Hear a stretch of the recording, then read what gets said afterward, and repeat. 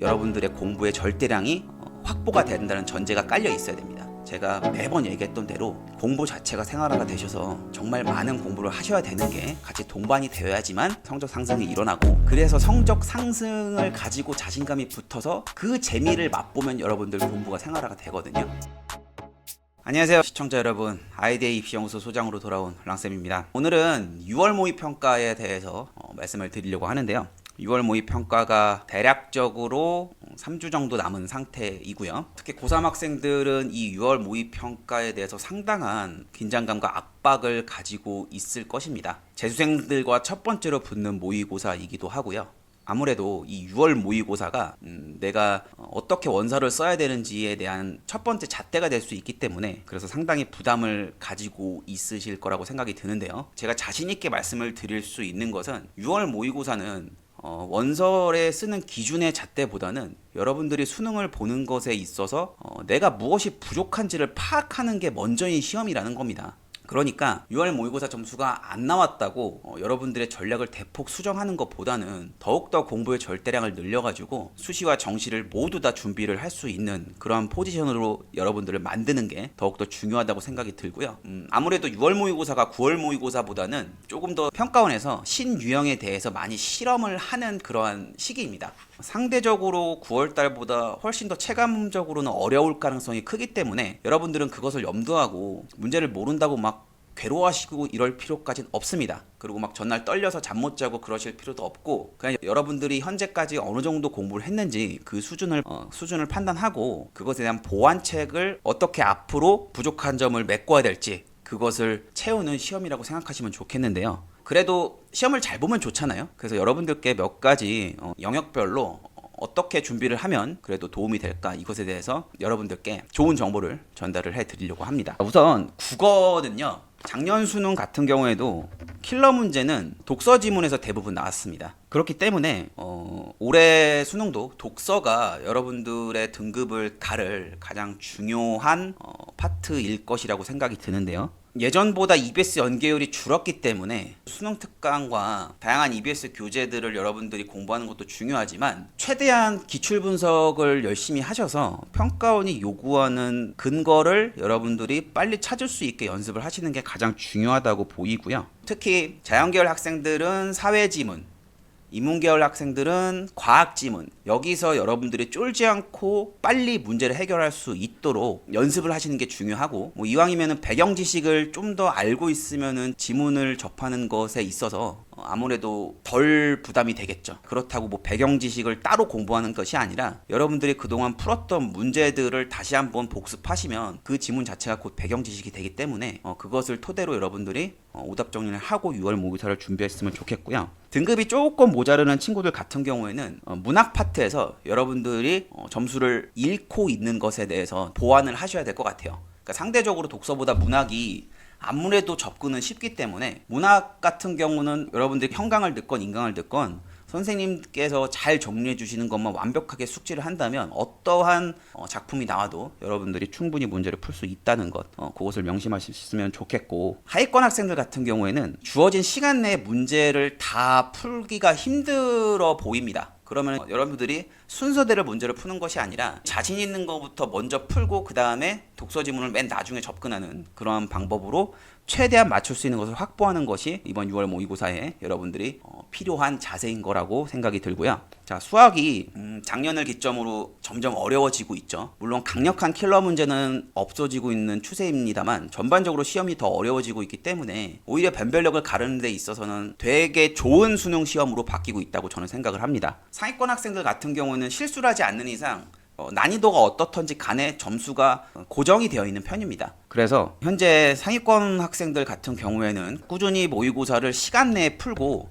계산 실수를 줄이는 연습만 하시면 될 것 같고, 중하위권 학생들 같은 경우에는 본인의 취약 단원이 있을 거예요.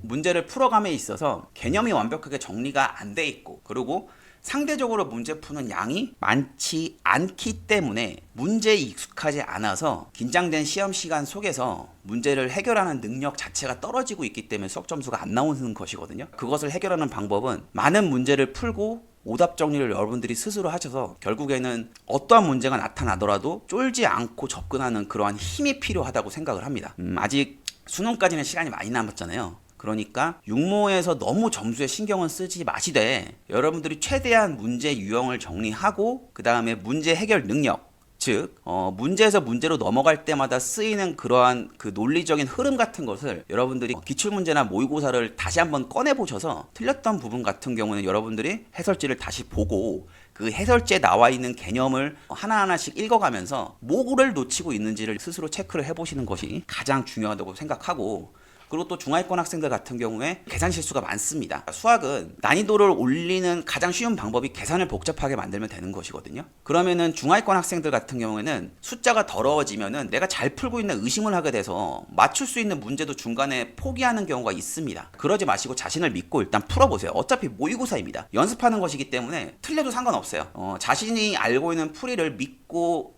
뚝심 있게 나가는 그러한 마음가짐으로 문제를 푸시면 생각보다 더욱더 좋은 점수를 얻을 수 있을 것이라고 생각이 듭니다. 영어 말씀드리겠습니다. 영어 같은 경우에는 절대평가여서 여러분들이 공부량이 생각보다 적은 과목입니다. 90점만 넘으면 1등급, 80점만 넘으면 2등급이기 때문에 전략적으로 3점짜리를 버리고 문제를 골라서 푸는 그러한 전략을 쓰시는데요. 물론 나쁜 전략이라고 저는 생각하지 않습니다. 그렇게 여러분들이 몇 문제를 버린다고 한다면 나머지 문제를 정확하게 맞춰야 하는데, 그러기에는 중하위권 학생들 같은 경우에는 단어의 문제도 있지만 그 제시문 자체를 이해하지 못하는 문해력 자체가 너무나 떨어져 있어요. 그렇기 때문에 여러분들이 문제를 푸실 때 모르겠으면 영어 단어를 여러분들이 외우시는 것도 중요하지만 해설지를 보고 그 문단이 여러분들이 이해가 되는지 그것도 살펴보시면서 영어 공부를 해야지, 안 그러면은 단어를 알아도 내용을 이해하지 못해서 문제를 못 푸는 그러한 상황이 발생을 할 수 있기 때문에 여러분들 꼭 영어는 문제를 풀고 단어 외우는 것이 아니라 그 문단 자체를 본인이 완벽하게 이해하고 있는지 그것까지 체크를 하시고 넘어가셔야 영어 실력이 늡니다. 그리고 가장 중요한 것은 단어죠.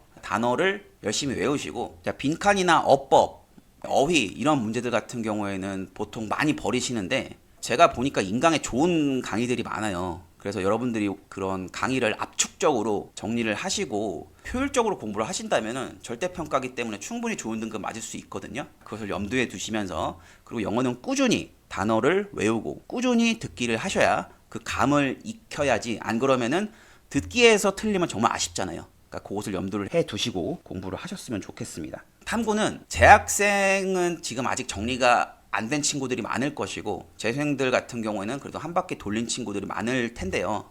탐구가 생각보다 시간이 상당히 짧다는 점에 여러분들은 유의하셔야 됩니다. 1시간을 시험을 보는데 두 과목을 60분 보는 거랑 한 과목 30분, 그 다음에 끊고 한 과목 30분 이렇게 보는 것은 엄청나게 큰 차이가 있습니다. 수능에서 이 탐구에서 부정행위가 상당히 많이 나오거든요.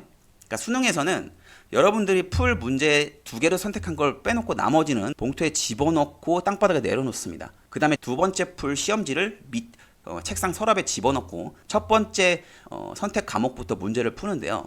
이 30분이 끝나고 난 다음에 2분 동안 감독관이 그 첫 번째 시험지를 걷어가거든요. 근데 그때 여러분들이 OMR 카드 작성하고 있으면은 어떻게 될까요? 부정행위라서 그의 수능이 무효가 됩니다. 이게 학교에서는 그렇게 끊고 걷어가는 그런 연습을 하기가 힘들거든요. 그렇기 때문에 여러분들이 탐구는 공부를 하시고 문제를 풀 때도 항상 30분씩 끊어가지고 빠르고 정확하게 문제를 푸는 훈련을 하셔야지, 안 그렇고 여유 있게 문제를 풀다 보면은 20문제를 30분 안에 푸는 게 의외로 많이 어렵습니다. 그러니까 개념 정리가 다 끝난 친구라고 하더라도 문제 푸는 속도를 좀 더 빠르게 연습을 하시는 것이 필요하다고 생각이 들고요. 그렇게 된다면 탐구는 생각보다 여러분들이 점수를 잘 획득할 것이라고 보입니다. 간단하게 6월 모의고사를 정리하는 방법에 대해서 말씀을 드렸는데, 그래도 제가 정시에 대해서는 유튜브 누구보다 여러분들에게 더욱더 정확한 팩트를 전달할 수 있다고 생각했기 때문에 말씀을 드리지만, 제 정보가 여러분들에게 정확하게 도움이 되기 위해서는 여러분들의 공부의 절대량이